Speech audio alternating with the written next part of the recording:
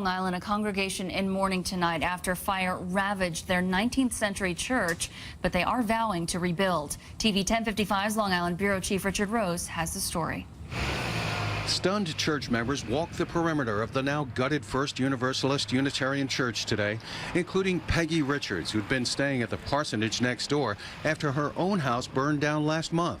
She took this picture as she watched flames shoot through the steeple. And I was watching embers flying over the parsonage, where everything that's been donated to me since my fire is in there. Longtime parishioner Thornton Smith tried to absorb the loss of a church built in 1860 before the start of the Civil War as he mourned the many church treasures that were lost. An organ there and a lovely painting behind the organ that's about 100 years old.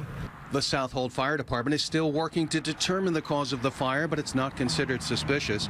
Firefighters and the pastor were able to retrieve the church bell. It's now being safeguarded elsewhere, as well as several Bibles and ceremonial robes. The rest is rubble. Parishioners say nothing can replace their cherished memories. This is as much my home as where I stay and sleep.